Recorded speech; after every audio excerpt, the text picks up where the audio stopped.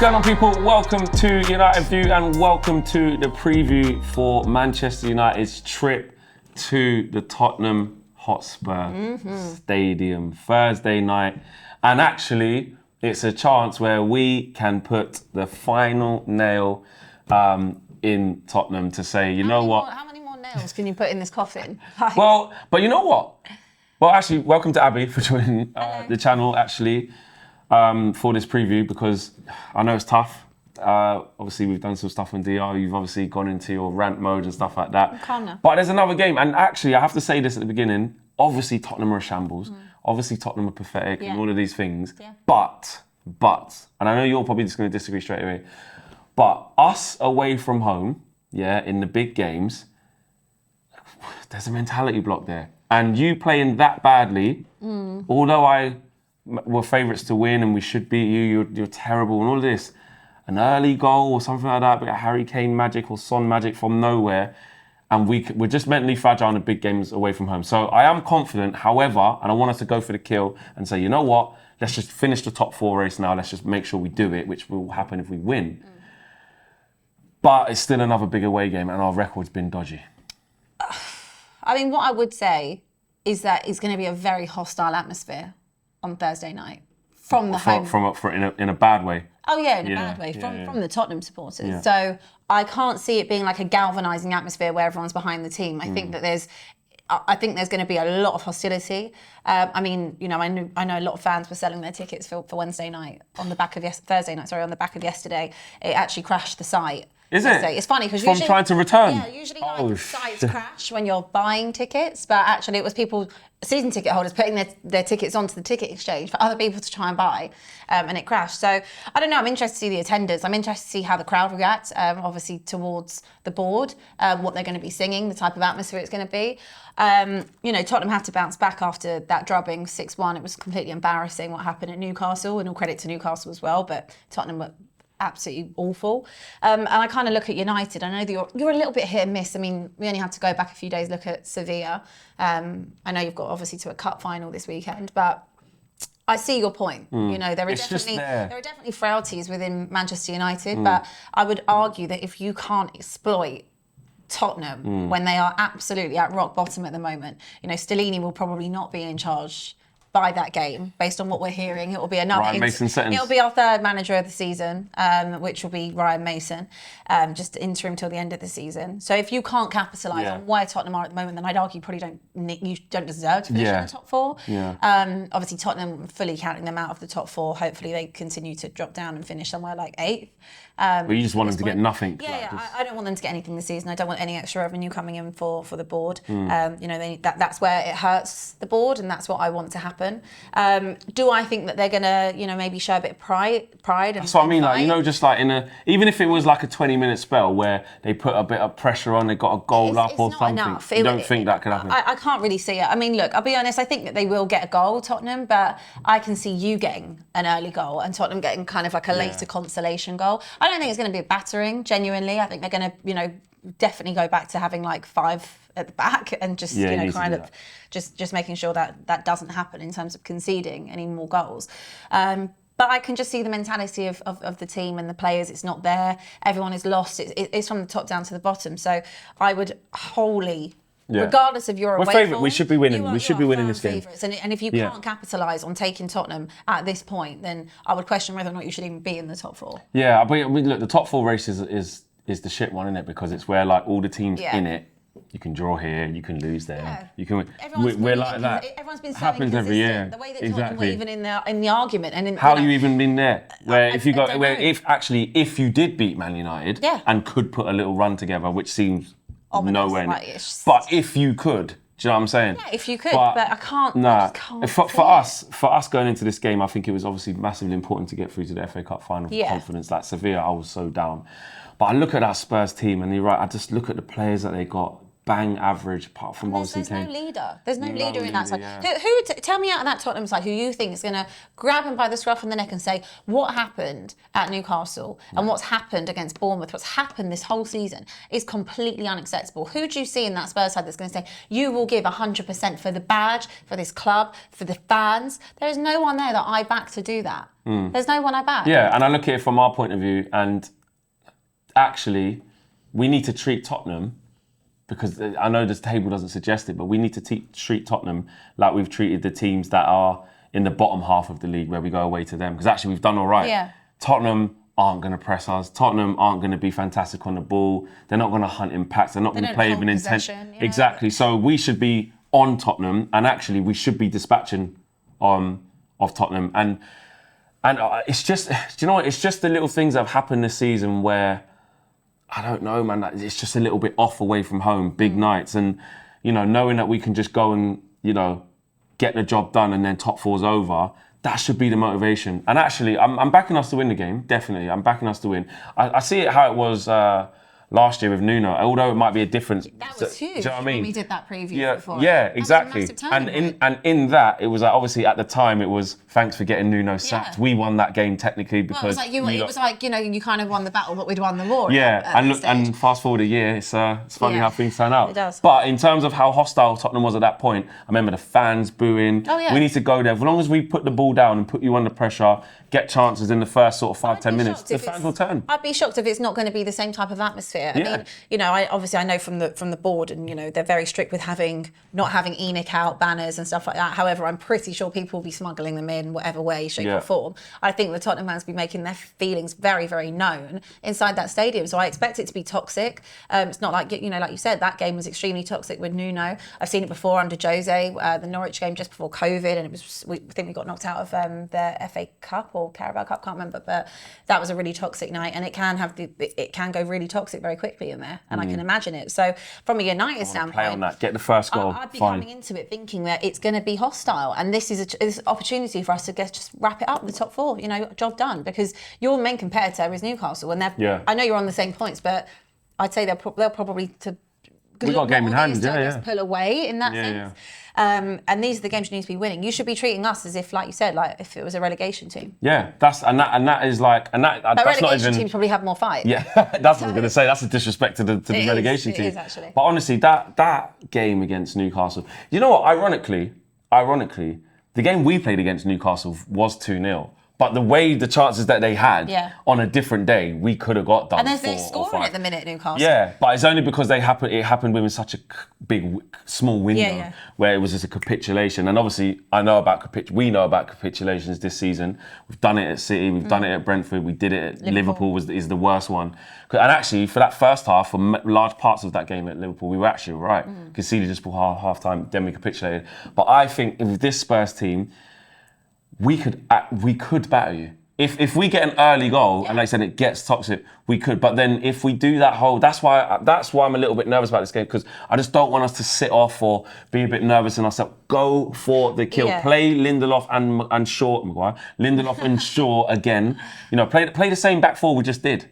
Play the same back four we just did. Midfield, same again. Go Casemiro, Eriksen, Bruno, same thing. Up front again, easy. Rashford, Martial. And Anthony. Can Stellini, if he's there, or whoever, if it's Ryan Mason or whoever it's the fans that are running the team, I don't know. I'd take. What would you do, team? Is there anything you can change? Bring in this player from the Danjit. I don't know. What can you do differently? Obviously, Tottenham had a lot of injuries. Benson calls out, Bissouma is out. I'm trying to think who we've got at the back that's out as well. I think Lenglet's not really much of a miss. Shit. But in terms of our midfield, that's really the key area that we're missing, and you can tell. And having someone kind of create the creativity, sew the passes together like Benson does. When I look at the best selection, I really don't know. It's doesn't matter who plays. It doesn't really matter to me who plays. Of course, Harry Kane is the only one I'd say that is flawless in that side. That I can't ever be angry at him, annoyed at him for anything he does. Everyone else, it's no secret, someone's been dreadful this season. Kulusevski, since he's come back from injury, dreadful. Richarlison, poor. I'd say Dan Juma's probably actually been next best, and he's featured a handful of times. And I look at the defence, Romero, shocking. Porro, terrible. Perisic, awful all season. Eric Dyer, I don't even need to get started on Eric Dyer. I'd say actually maybe Ben Davies, I think, is back. And listen, Cool. Ben Davies. Listen, it sounds ridiculous, but Ben Davies, who's essentially supposed to be a squad player, who in recent years has become a starter under Mourinho, under Conte, kind of in that back three that they like to play. He's definitely been our most reliable defender. That's insane. He has. And he'll always give you a 6 or a 7 out of 10. He's reliable. He does the job. He's never going to set the world on fire, but he always does that job. We shouldn't be talking like this about Ben Davies, but I am talking like this because he is by far our most reliable defender. And I can just see, the team you've got in terms of how you come and attack with Rashford, Anthony, Martial, Garnacho, people like that. He's injured. Well, okay, he's injured, but Bruno. Bruno, I mean, if he's not rolling around on the floor. No, he's fine. The type of attacking prowess that you have compared to the defensive frailties that we have, I mean, this should be there for the taking. It should be having a field day. And that's the thing. Sometimes, and you guys know me as well, I'm a nervous fan. So there'll be a lot of you guys actually at home screaming this game, Flex, this is Spurs. They are awful. We're going to destroy them. And actually, I'm not disagreeing with that. I'm just saying. Do you know why he's nervous, right? And we spoke about this on the phone this morning. He's nervous because after Liverpool, when he sat there on DR and he said, Cody Gakpo, this one, Wash, he gave it so large. Yeah. He's too nervous to give it the same energy. Yeah, well, it is Spurs. You should be giving it. No, I'm still predicting, because this one I'm still predicting we're going to win. I'm not going to, but that's what I'm saying. That little bit of nerves of like, this player is awful, and that, because it's true. It is true with this Spurs team. And I know you guys are going to say, Flex, don't be nervous, don't be scared. I'm still a little bit in my feelings from Seville. Yeah, the Sunday really helped with that, getting to the final. But the big games away from home, I don't know. As long as we apply ourselves properly, there shouldn't be any reason why we're not beating Spurs. I mean, they are he'll be getting a goal. I could see it. I could just see a route. I really could. Yeah. Look, there's part of me that says that I can see a route, but then I also look at how teams have, I guess, bounced back after big losses this season, you being one. Yeah. And, it can never be as bad as the week before, is what I like to think in my head. But with Spurs, I think maybe that doesn't actually apply. I can't see us losing. You only have to look at the week before, actually, losing at home to Bournemouth, and they go and get beat, 4-0 by West Ham? At home. Yeah, so exactly. I don't know. I mean, look, there's no time like the present for you to be coming and facing Spurs. I don't think you've got much to worry about. And just lastly, the Harry Kane situation. Obviously, we're heavily linked with Harry Kane.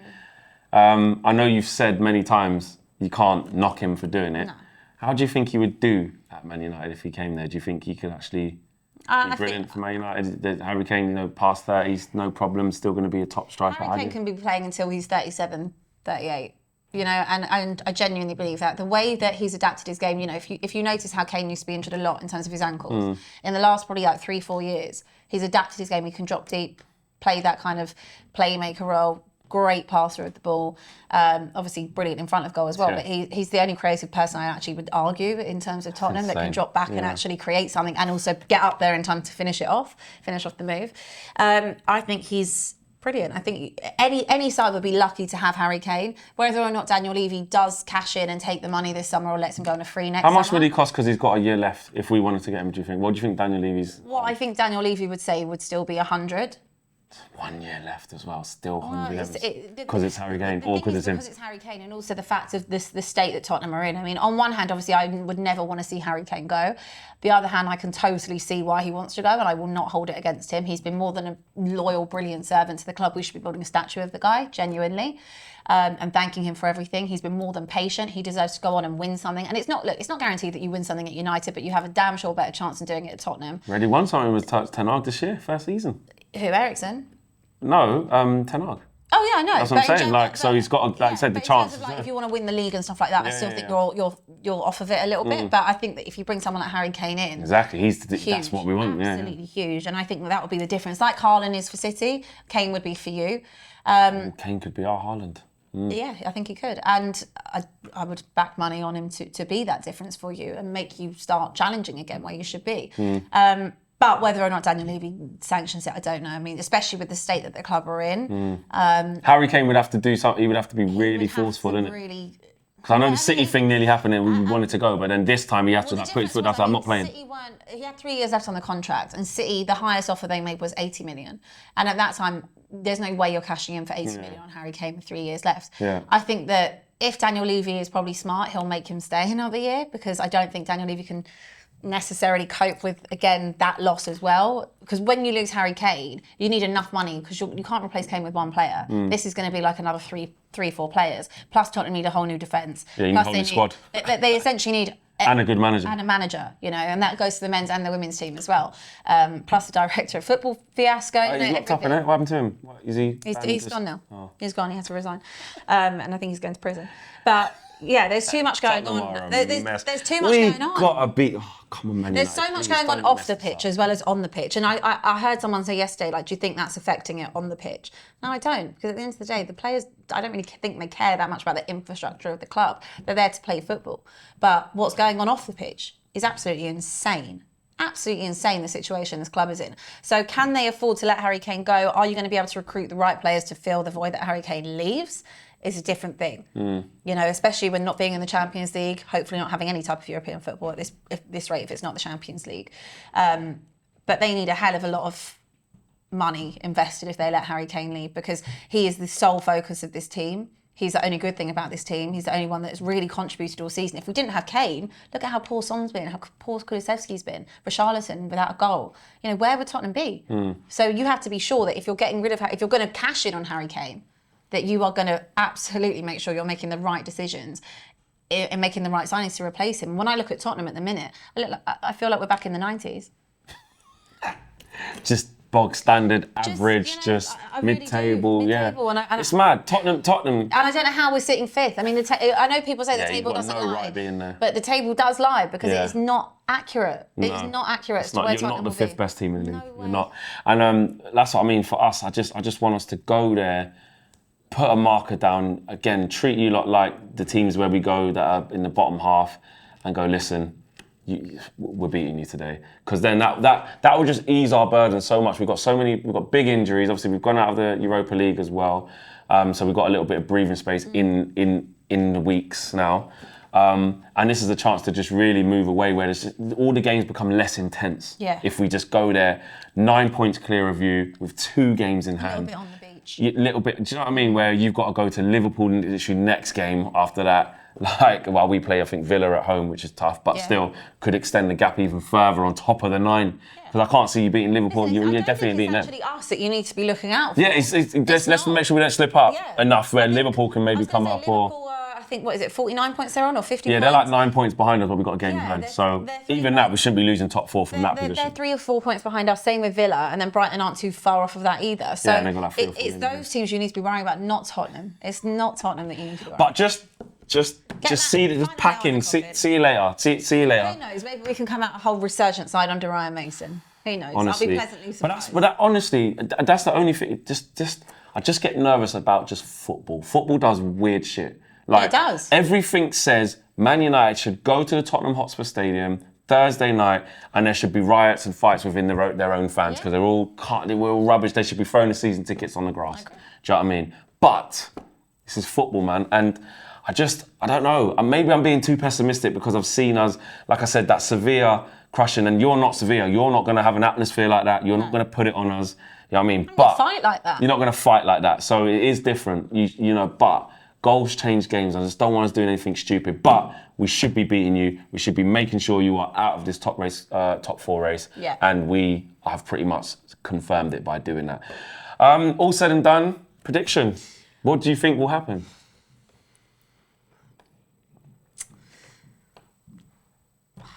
You think you're going to lose, don't you? I mean, it's not like I'm shy without saying it, but I do suspect it will be a loss for Tottenham, but I will go with a draw.